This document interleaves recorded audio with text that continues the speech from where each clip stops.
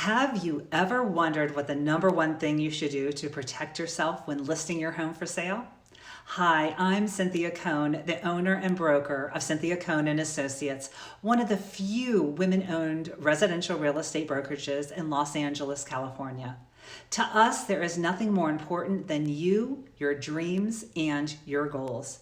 Our mission is simple: to provide you and your family unmatched value by delivering world-class protection, heartfelt care, and guaranteed results when you need it and you deserve it most.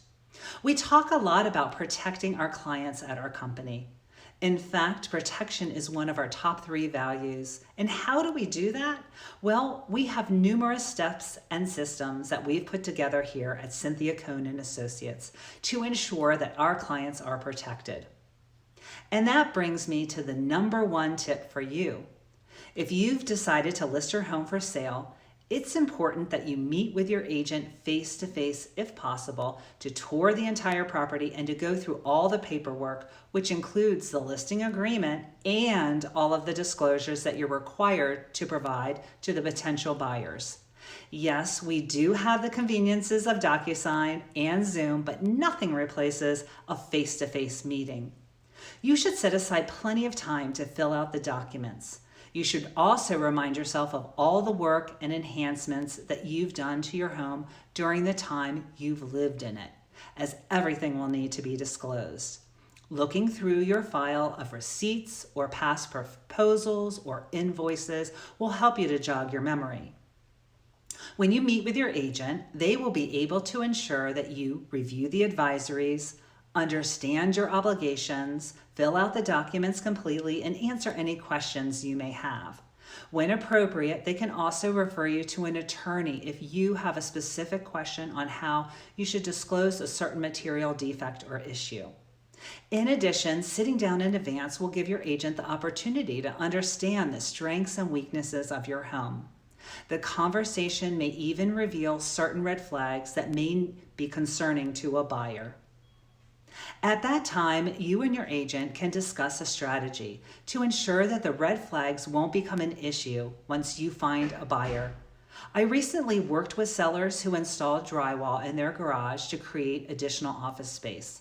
And since the work was done in an unpermitted fashion, and disclosing this was a necessary disclosure, meeting well in advance gave me the opportunity to talk with the family about the pros and the cons about the unpermitted work.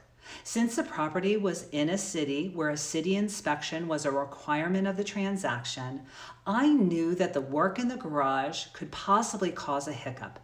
And in the end, the clients decided to remove the drywall that was in front of the garage door, enabling the garage to be used for parking and meeting the city requirement. All the seller had to do was to disclose to the buyer that they removed the drywall, and since the buyer was aware of it in advance, it was a non-issue in the transaction. If I had waited and delayed taking care of the paperwork after we came on the market, the drywall may have become an issue with the buyer and caused unnecessary headaches for my seller or even a possible transaction cancellation. I can't tell you how many times I've represented a buyer, and when we've entered into escrow, the disclosures and reports for the property are incomplete or not yet available. This is just completely unacceptable. The seller has a limited amount of time once you enter escrow to provide all the documents and reports to the buyer. And if any of those documents or reports are submitted late, then the buyer has additional time added to their contingency to review and approve or even cancel the transaction. If you are a future seller, you want to make sure that all of your disclosures and the reports are prepared and completed prior to bringing your home on the market. After 20 years in this business, I've accumulated hundreds of tips and strategies that we use to protect our clients, and this is just one of them. If you were thinking about selling your home in the months to come and you'd like to discuss other ways to ensure that you are protected, please give me a call. I'd be happy to have a no-pressure conversation with you about what you should do to protect yourself when selling your largest asset. You can reach me at 626-714-6808.